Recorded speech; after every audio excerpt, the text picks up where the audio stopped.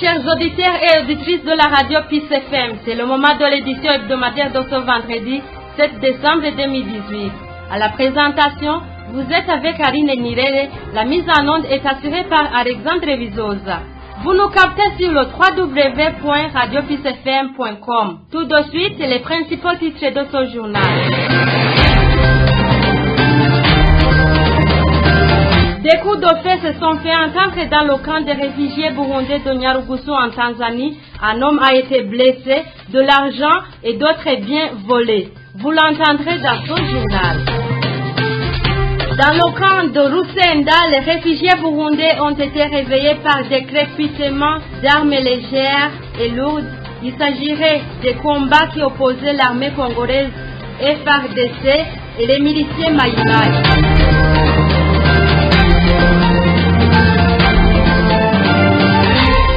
Les réfugiés burundais du camp d'Omeheba en Tanzanie se disent satisfaits de l'obtention des cartes d'identité pour les réfugiés. Les problèmes aussi ne manquent pas. Les réfugiés burundais vivant dans la ville de Maputo, au Mozambique, s'attellent aux travaux d'autodéveloppement. Vous l'entendrez également dans ce journal. Voilà pour le sommaire.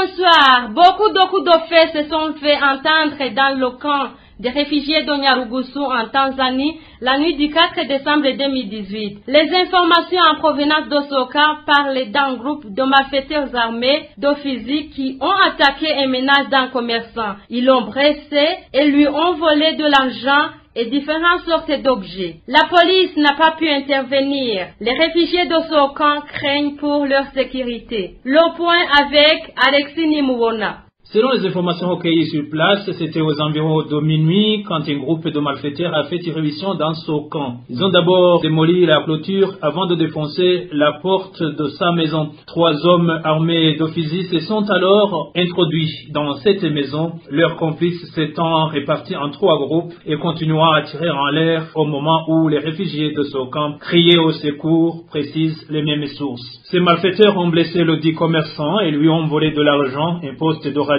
un DVD et 2 téléphones cellulaires avant de s'en aller sans problème. La police tanzanienne, située à 600 mètres seulement et chargée de sécuriser les réfugiés de ce camp, n'a pas pu intervenir. Les réfugiés burundais du camp de Nyarugusu vivent dans une peur panique. Ils demandent au gouvernement tanzanien et au HCR d'assurer leur protection. Cela se dit au moment où une embuscade a été tendue dans la localité de Kibondo ce dimanche le 2 décembre à un véhicule de passage. 3 personnes armés de fusils, dont 2 Burundais et un Congolais, ont été arrêtés le lendemain, lundi 3 décembre, pour enquête. Ils sont soupçonnés d'avoir trempé dans ce coup. Certains habitants de Kibondo confirment la présence des groupes armés dans cette localité. D'autres, par contre, disent que des jeunes Burundais affiliés au parti présidentiel y sont signalés. Ils auraient comme mission de contrecarrer l'avancée des mouvements armés qui se prépareraient à attaquer le pouvoir de Bujumbura. Ces hommes armés circuleraient dans certaines entités administratives telles que Ngara, Nyakanazi, Kibondo et Mvugwe en direction de Kasulu. Pour rappel, la police tanzanienne a arrêté 2 personnes et tué un autre la semaine passée à Dar es Salaam. Ces derniers étaient des jeunes du parti au pouvoir. Ils étaient soupçonnés de faire partie d'un groupe de voleurs à main armée. Celui qui a été tué s'appelait Théophile. Il est natif de la commune Rugombo en province de Chibitoke. Ce qui fait peur aux réfugiés burundais du camp de Nyarugusu, c'est que le deuil de ce jeune Théophile se fait dans ce camp, plus précisément dans la zone 8,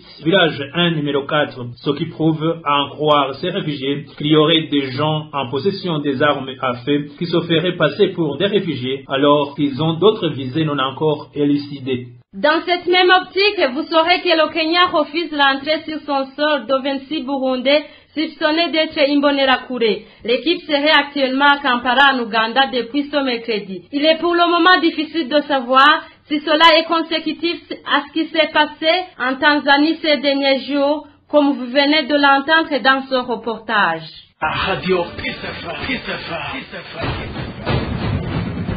Des coups de feu se sont fait entendre dans la matinée du lundi 3 décembre 2018, tout aux alentours du camp des réfugiés burundais de Rusenda en RD Congo. Un climat de panique a enveloppé tout le camp, ce qui a provoqué un arrêt total des activités durant toute la journée. Les réfugiés de Sokan demandent au CNR, partenaire du HCR, et au HCR en particulier, de leur assurer la sécurité et de vouloir les délocaliser ailleurs, car la sécurité de cette localité reste à désirer. John Dikoumana pour plus de détails. Tout a commencé dans la matinée de ce lundi 3 décembre 2018. Des crépitements d'armes légères et lourdes se sont fait entendre à Mboko, situé non loin du camp de Lusenda, ce qui a créé une peur panique au sein des réfugiés burundais vivant dans Soka. Nous sommes réveillés par des tirs lourds de fusils et 7 têtes proches du camp et toutes les activités sont paralysées. Que ce soit les élèves, les motards, les cultivateurs et toute personne qui opère de différentes activités en dehors du camp sont restés tous à l'intérieur du camp.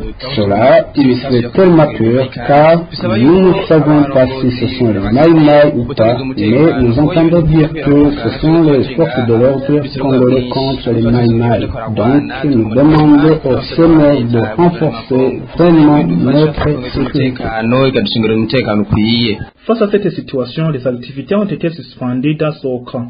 Les écoles sont restées fermées, il n'y avait plus de circulation, bref, une paralysie totale. Avec une grande consternation, un des réfugiés de Sokan dit qu'ils ont été bouleversés par le bruit des armes lourdes automatiques qui ont même traumatisé les enfants. Il demande à la Commission nationale pour les réfugiés CNR en sigle et le HCR en particulier de les délocaliser vers un endroit sûr. Tant que réfugiés du camp de Lusenda, nous menons vraiment une vie de pure panique car nous nous sommes réveillés très tôt le matin par des tirs lourds de fusils et nous lançons un appel au CNR et au gouvernement congolais de renforcer notre sécurité. Nous lançons également un appel vibrant au HCR de nous faire éloigner de cet endroit. Dans le cas contraire, notre vie est très vraiment en danger. Contacté par téléphone, un colonel des forces armées de la RDC Mboko a annoncé que les forces de l'ordre venaient de déloger les rebelles Maïmaï qui occupaient la localité d'Mboko depuis la matinée. Ce cadre de l'armée a également affirmé que les FARDC ont continué à poursuivre les rebelles dans les montagnes où les affrontements ont continué.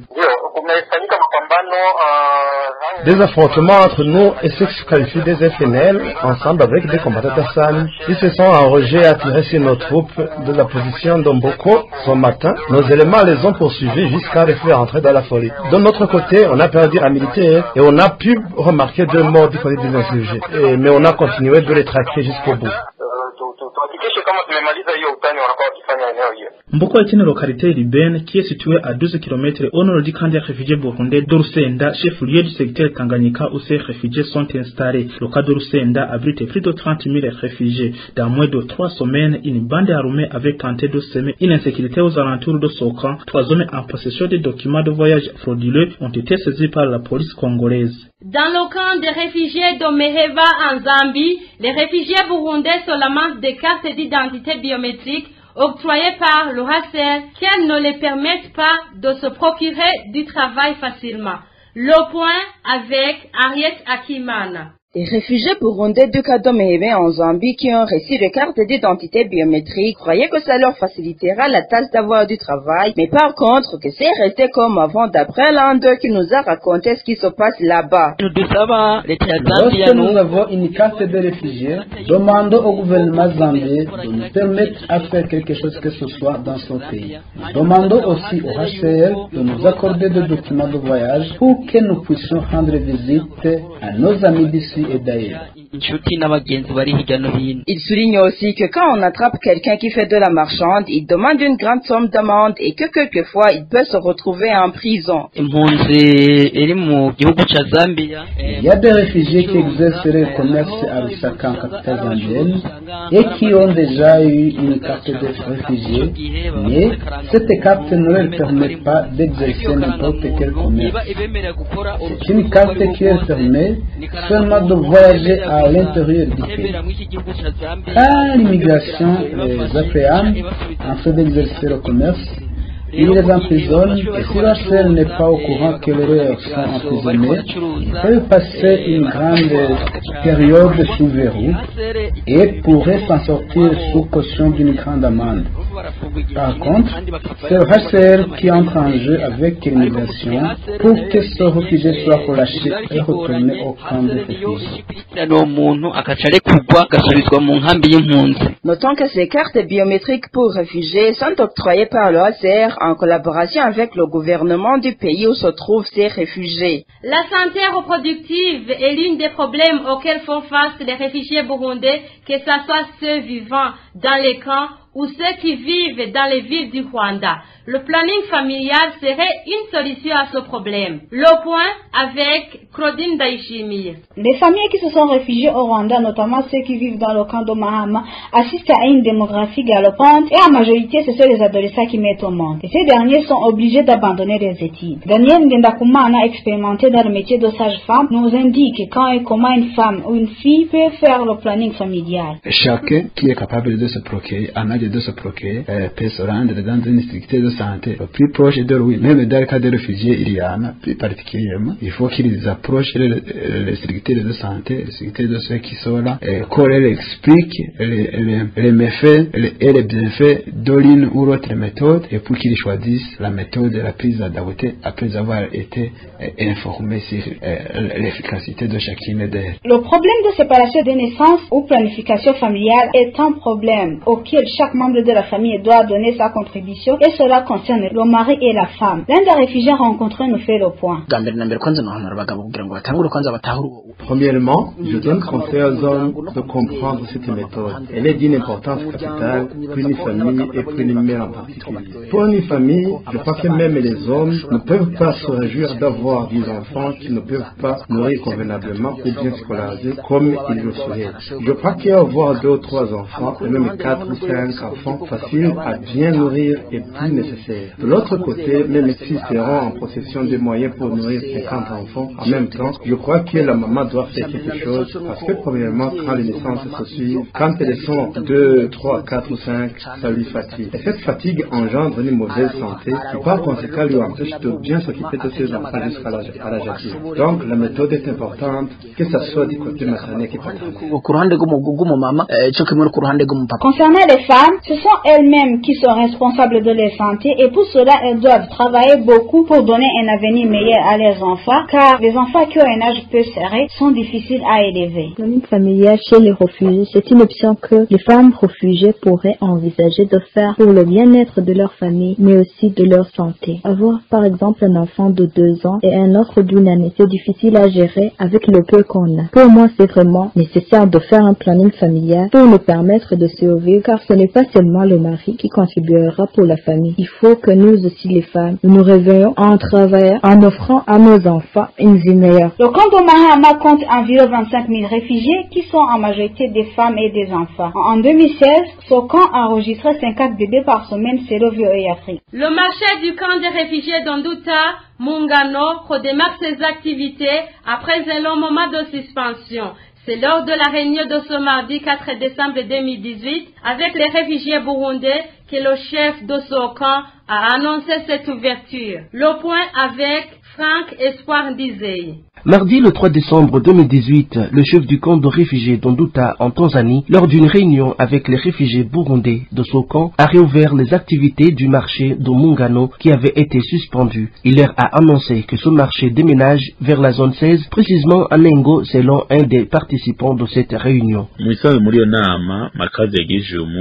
Au cours de cette réunion, Makaza a dit que le marché Mungano sera fonctionnel de nouveau dès demain, mais qu'il ne sera plus à la 4e zone, plutôt déménagera vers la zone 16. Il a demandé que les gens puissent s'y présenter demain à l'aube, donc les activités de ce marché s'effectueront tous les mardis, une fois la semaine. Après cette réunion, les réfugiés burundais de ce camp disent qu'ils sont heureux de cette réouverture de ce marché. Pour les questions qui n'ont pas été résolues, ils gardent toujours l'espoir de leur résolution. Nous l'avons bien reçu, car depuis ce temps qu'on nous avait interdit d'ouvrir notre marché, et que maintenant on nous l'accorde.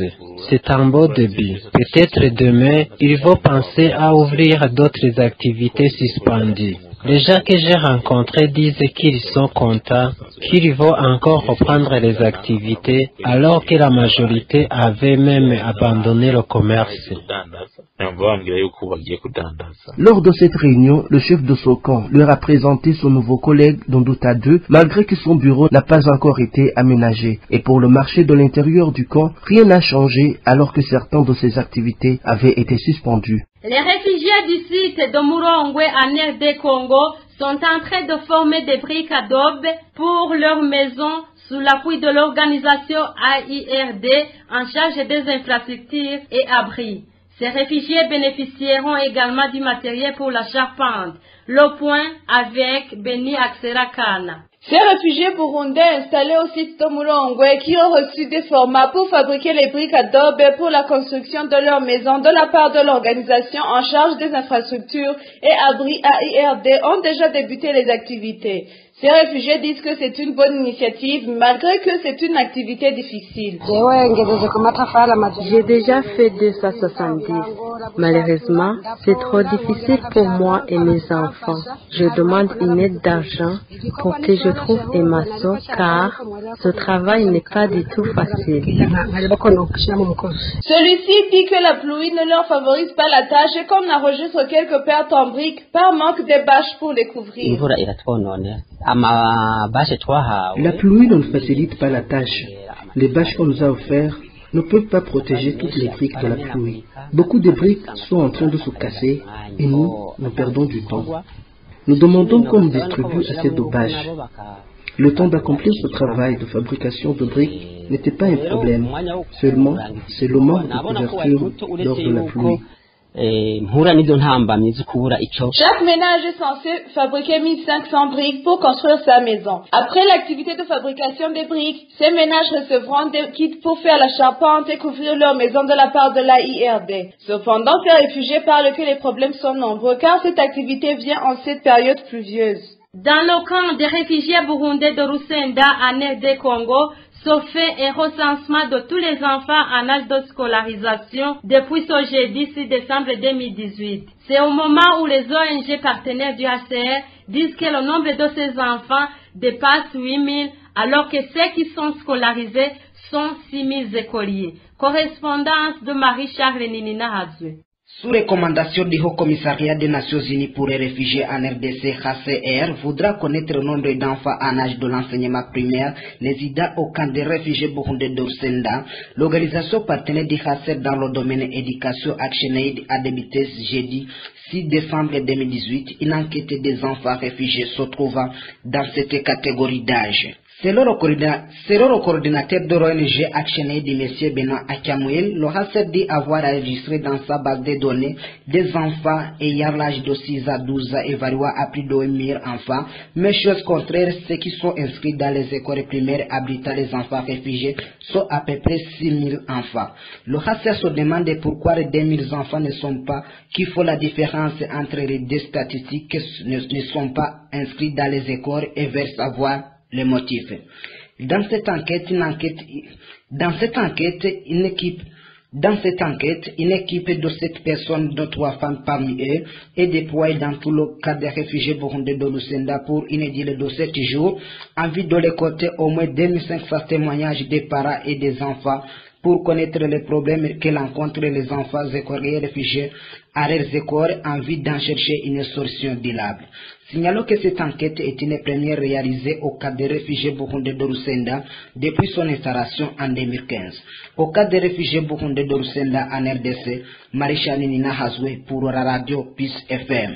L'ONG hollandaise, dans son projet d'autonomisation, elle a formé un groupe de réfugiés comment on fait la culture des champignons. Les apprenants qui ont bénéficié de ces connaissances saluent cette formation. Le formateur, quant à lui, il explique comment on cultive ces champignons du début à la récolte. Arcade Ndikumana nous fait le point. Dans l'optique de montrer les réfugiés comment ils peuvent se prendre en charge, l'ONG hollandaise World Child est en train de former un groupe de réfugiés, y compris même ceux qui vivent avec un handicap physique. L'objectif de cette formation est que chaque réfugié de ce groupe connaisse comment on fait la culture des champignons du début à la fin. Dans cette formation, World Child a donné des semences pour cette culture. Les apprenants disent avoir satisfait pour cette formation parce qu'ils ont acquis des connaissances à la matière et que ça va leur faciliter à faire de petits projets pour leur survie.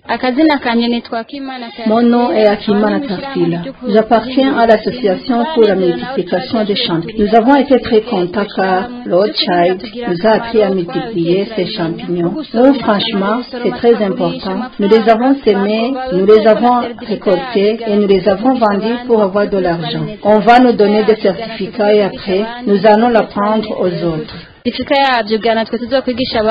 Nzorigendera Mathias, formateur de ce groupe, explique comment on pratique cette culture ainsi que ses exigences. Je m'appelle Nzorigenda Mathias et le journaliste nous a rencontrés là où nous multiplions les boutures de champignons. On se lave d'abord avec de l'alcool et puis on fait le mélange du coton, du fond d'olive et du caféine. Et on les met et on fait cuire. Par après, on met ce mélange déjà cuit sur la tente et on commence à mettre ce mélange dans les sachets et on y ajoute du coton et des grains de champignons.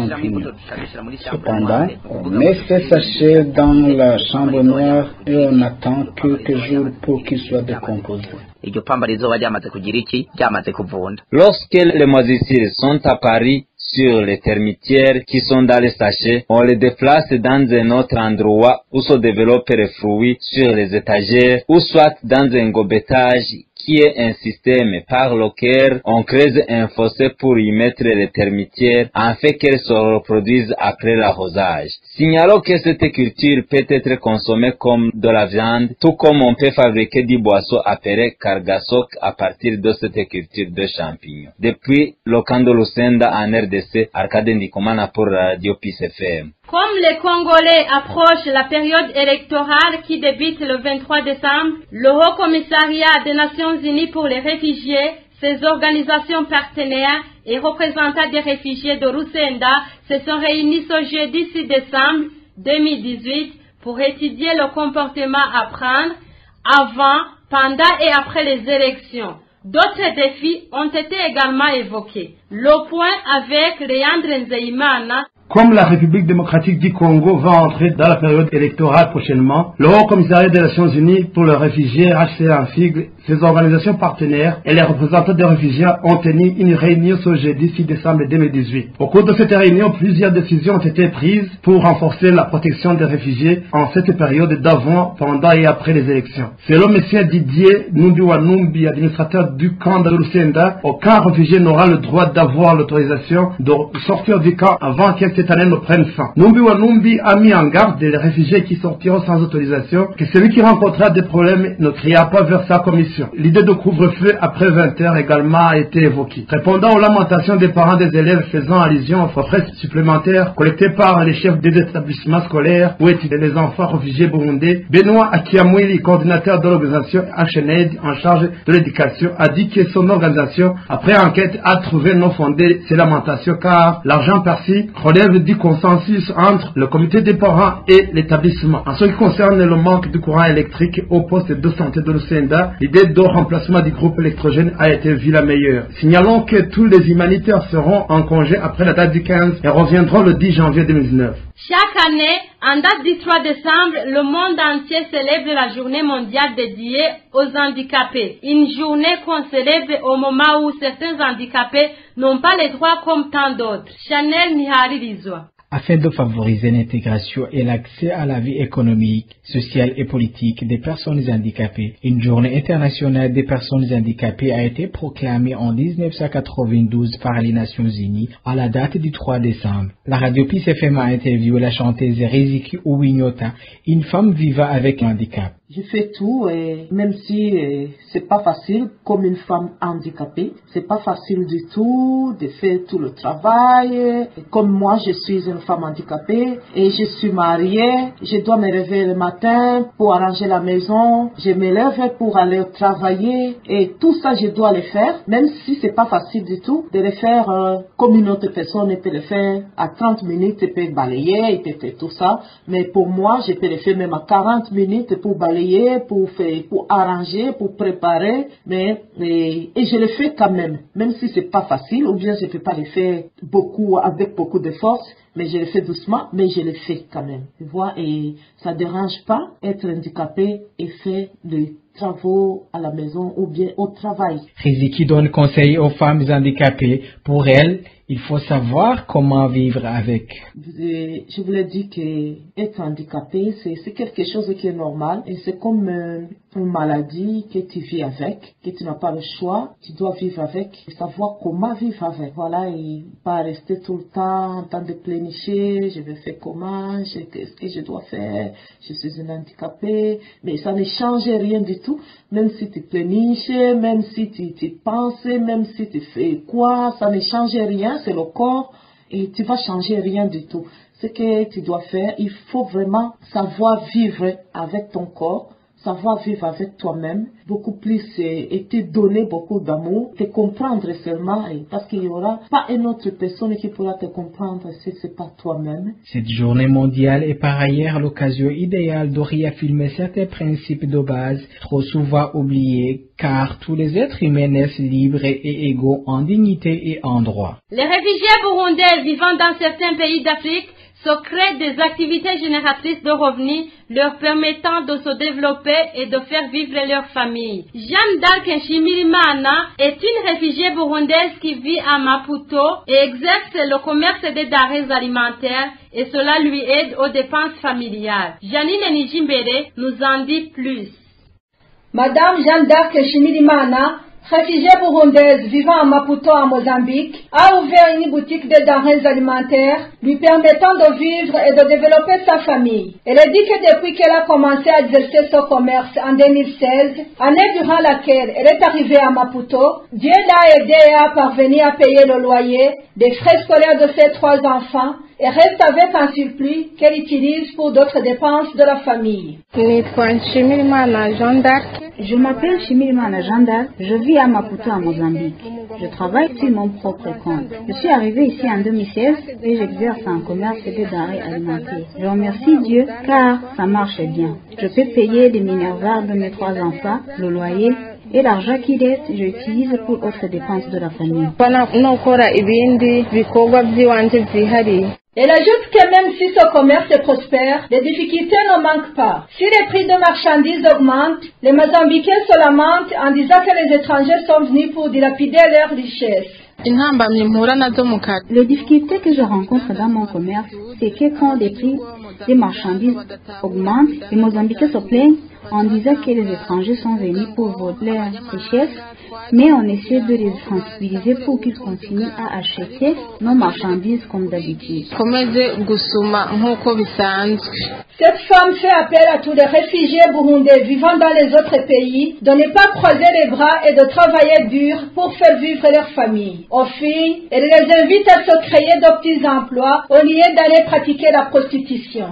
Le travail ennoblit l'homme. Tel est le principe des femmes réfugiées burundaises où elles sont installées. C'est l'exemple de Madame Jeanne qui fait le commerce des cercueils dans la ville de Kigali au Rwanda, dans le secteur de Masaka. Elle fait ce commerce en synergie avec ceux qui disposent du matériel pour le funérail. Selon elle, ce commerce lui fait vivre avec sa famille. Au moment où il y a ceux qui ont peur de faire ce commerce de cercueil sous divers préjugés. Les détails avec Claudette Majambere, stagiaire à la radio PIS-FM. C'est Madame Jeanne qui a commencé le métier de fabrication et vente de cercueils dans la localité de Kabeza pour la première fois, même si ce commerce n'est pas du tout joyeux, comme elle le précise. Elle indique aussi que ce travail est rentable. Lors d'un entretien avec la radio PIS-FM, elle nous a indiqué d'où est venue l'idée de commerce et quand elle a commencé, réfugié ainsi que ses partenaires qui l'aident pour que ce travail puisse bien se réaliser.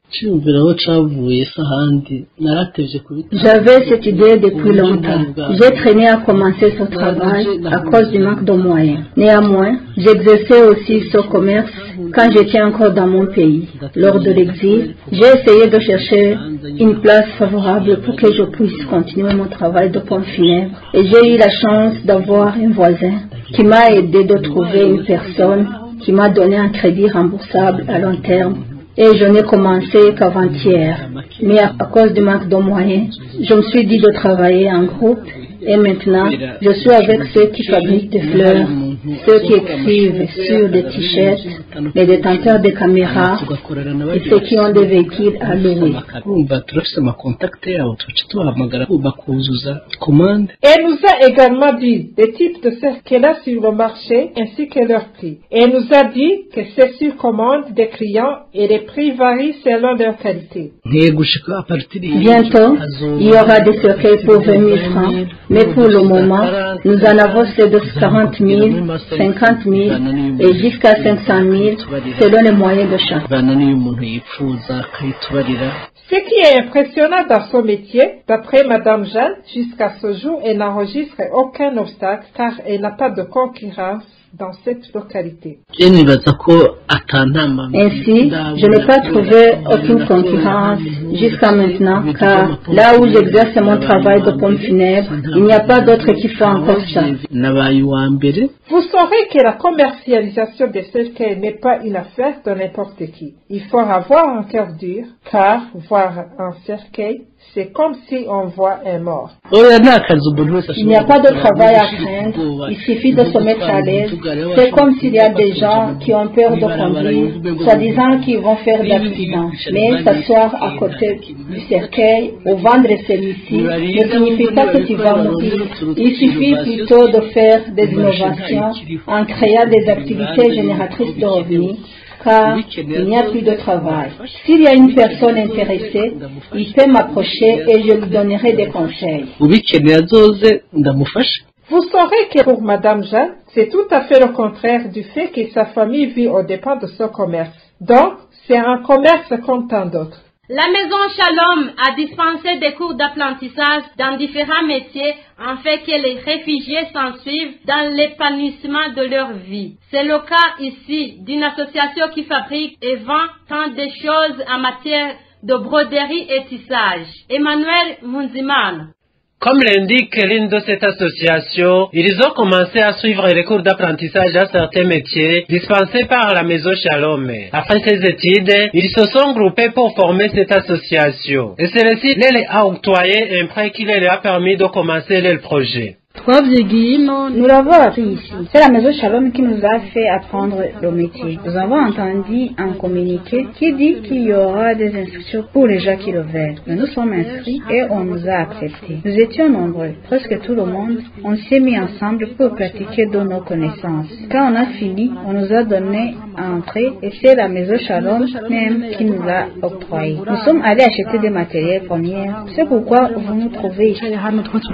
Elle continue à nous témoigner l'importance de leurs activités en rapport avec leur vie quotidienne. La plus grande importance, nous l'avons eue. La première est de sortir de la maison d'abord et de suivre le monde. Et la seconde, qui est la plus pertinente, est qu'on peut se procurer ce dont on a besoin, comme étincelles de beauté, savon, les chaussures et généralement des choses qu'on n'avait pas avant.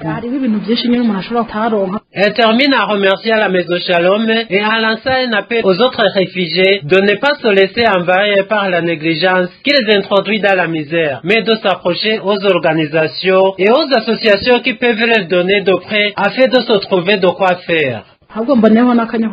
Je tiens à profiter de cette occasion pour remercier la maison Shalom qui a pensé à nous, sincèrement aux réfugiés qui attendaient toujours de quoi faire. Je les encourage à sortir comme nous sommes contrats à la maison Shalom et aussi peuvent le faire. Ils octroient des crédits. Bien sûr, qu'est-ce qui se présente à eux, ils ne pourraient pas te renvoyer comme ça. Au lieu de rester à la maison sans rien faire, cela favorise aussi l'oubli des connaissances.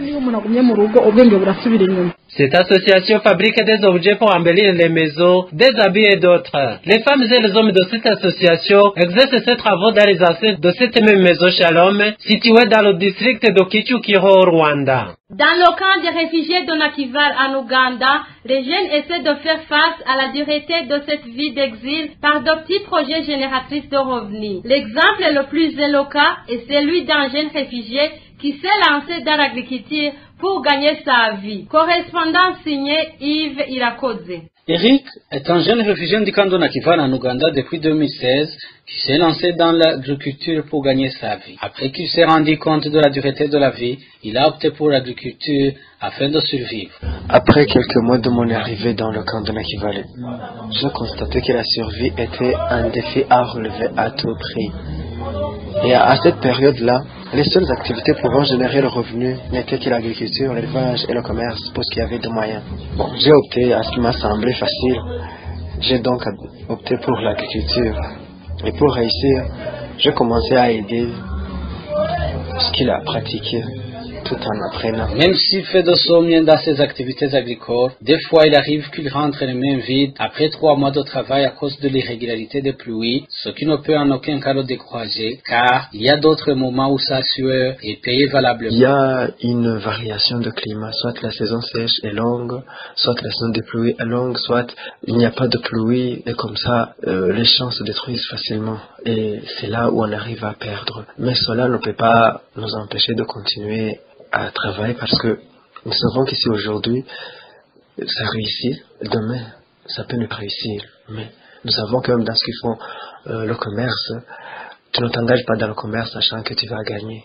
C'est vrai, c'est tout ce que tu espères, mais il y a des possibilités de perdre. C'est ainsi même pour l'agriculture. Il conseille aux jeunes réfugiés de s'investir dans les travaux génératrices de revenus, car il faudra se battre pour réussir cette vie si difficile de l'exil. Nous sommes tous jeunes, nous voulons un avenir meilleur, mais pour le préparer, je crois que c'est bel et bien maintenant, c'est le moment. Nous avons des diplômes d'université, nous avons des diplômes des humanités générales, des écoles techniques, mais le milieu dans lequel nous sommes, ça ne nous favorise pas à utiliser nos compétences académiques.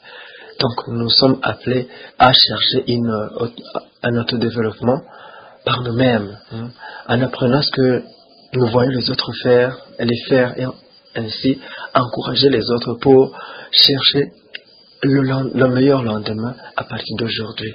Il nous a annoncé que très prochainement sera l'heure de la récolte de sa plantation d'arachide et que sans doute il fêtera Noël en beauté. Quand on arrive en Ouganda, Yves Irakoze pour la radio Peace FM. Enfin, les jeunes réfugiés burundais en exil au Rwanda ne cessent de démontrer leur talent. Eric Shimirimana, qui chante des chansons gospel, ce dimanche en date du 2 décembre 2018, a pu sortir son album de 11 chansons et son album a été intitulé Ndidegembya. Ce concert a eu lieu à Kigali au Rwanda. Adolphe Habimana, stagiaire à la radio Peace FM, était sur place.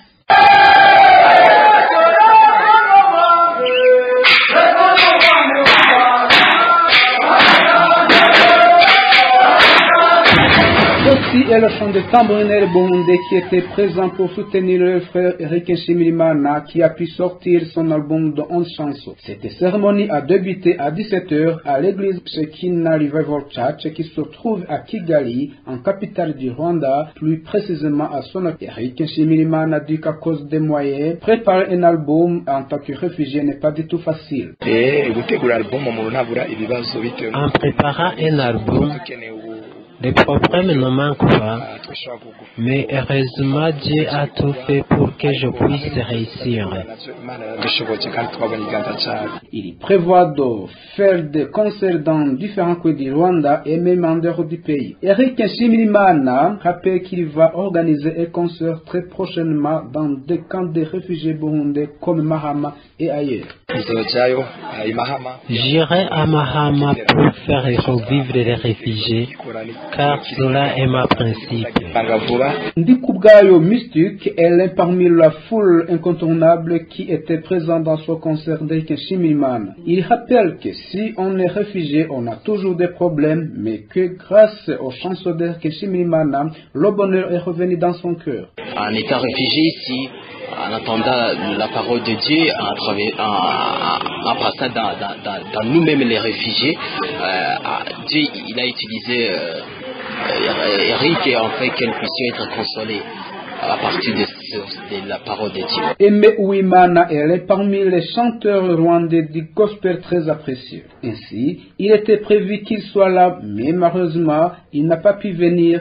C'est pour cela que ses fidèles spectateurs sont partis sans satisfaction. Voilà, chers auditeurs et auditrices de la radio Peace FM, c'est par ici que nous mettons fin à ce journal. Merci de nous avoir prêté une oreille attentive. Vous étiez avec Alexandre Vizosa à la cabine technique et Aline Nirere au micro. Au revoir et à la prochaine.